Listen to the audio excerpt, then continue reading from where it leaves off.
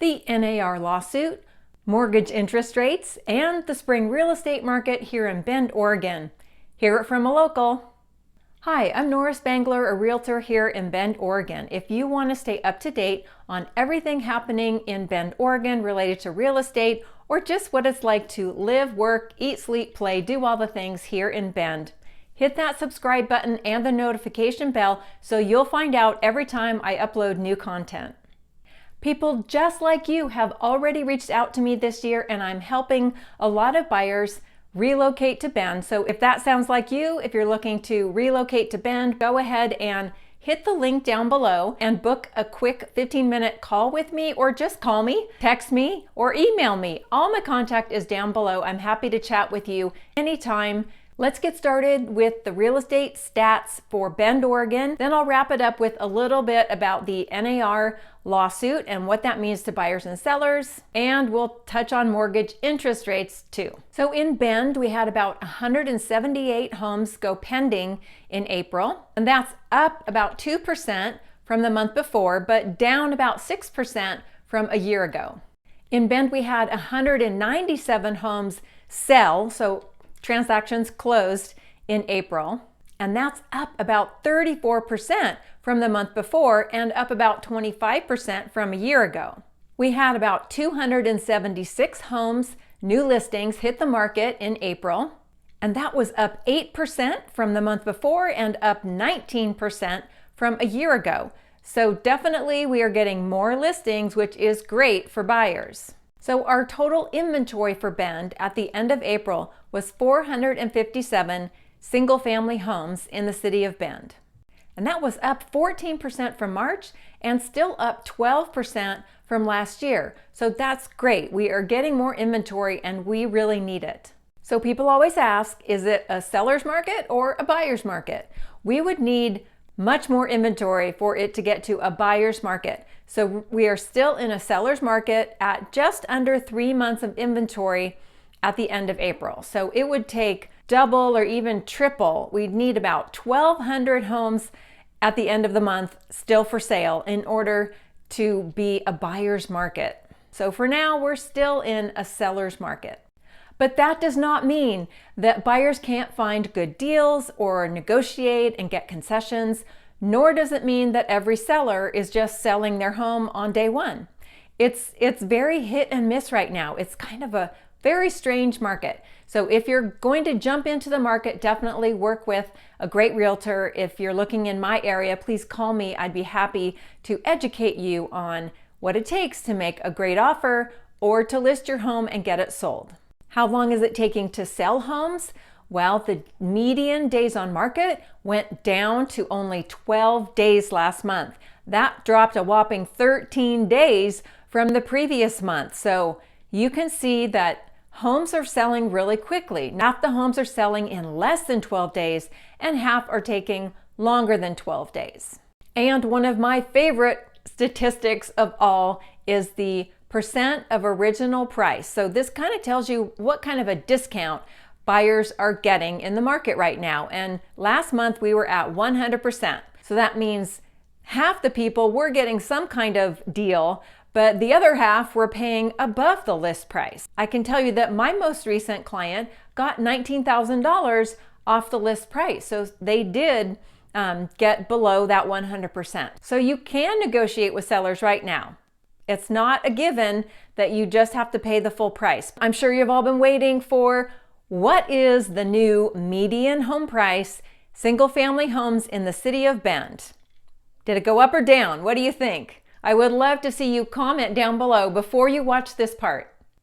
Okay, well, we went up the month previous to another almost record high of $799,900, so just under the $800,000 mark. But last month in April, the median sale price was only $740,000 in Bend. That number came down by 7% from last month to April, but it's still up 8% from a year ago. So we've been much higher. We kind of came down, we went back up. Now we dropped a little bit. I mean, there's a lot going on with the economy and interest rates and everything. So it does not surprise me that our median sale price is quite volatile right now. It's not a straight line up or down. So what are some takeaways overall from all those numbers that I just threw at you?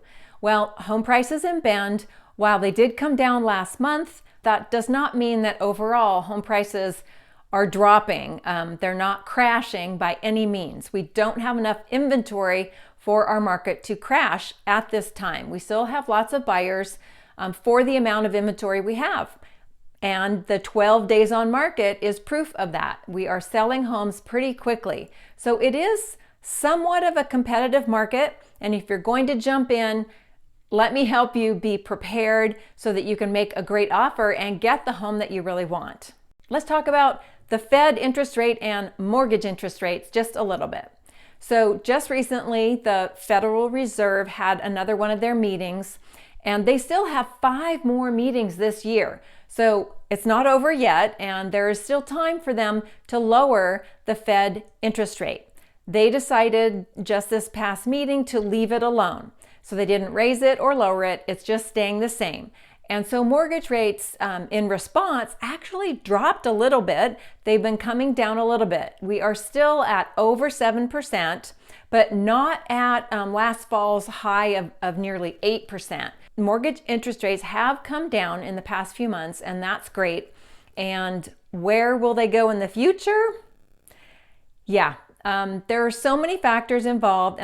I think it's going to take a 1/2 to 3/4, maybe 1 full percentage rate drop in mortgage rates to really light our market on fire again. And if that happens, I'm kind of afraid of that for my buyers, because we may end up back in a pandemic-like situation where there's still not enough homes for sale. Everyone's fighting over the few homes.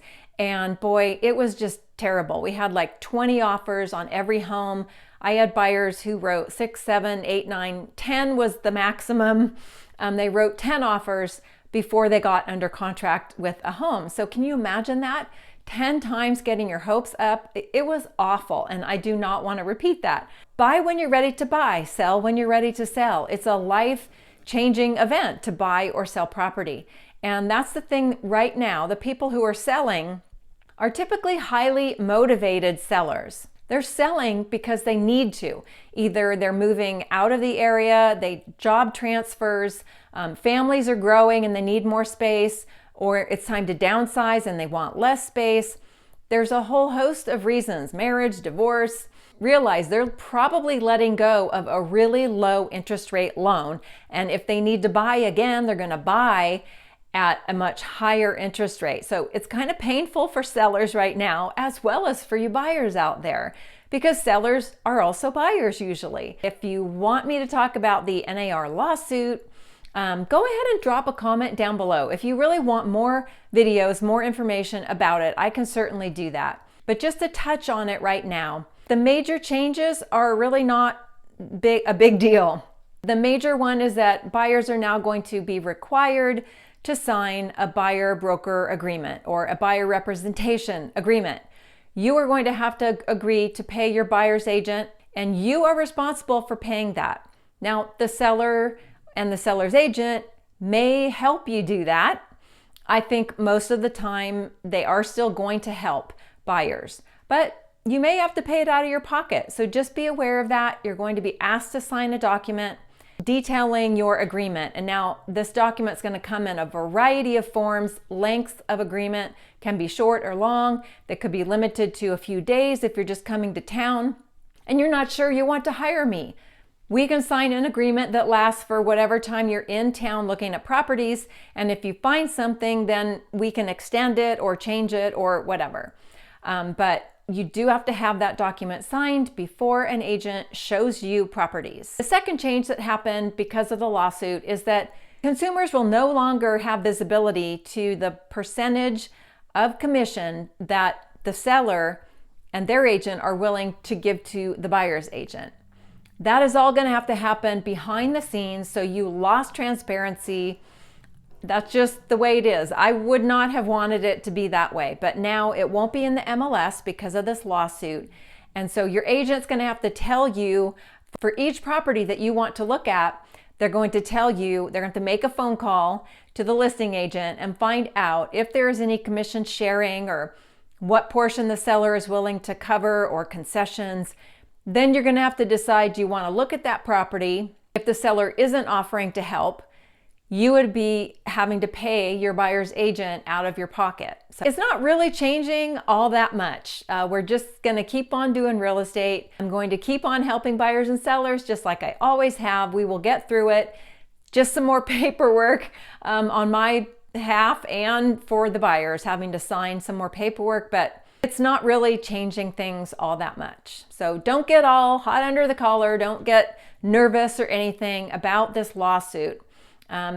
We're going to make the changes and we're just going to keep on helping our clients. So if you're coming to Bend to look at properties, I hope you reach out to me. I would love to help you. I'm already helping several people make the move this year, and I would love to help you too.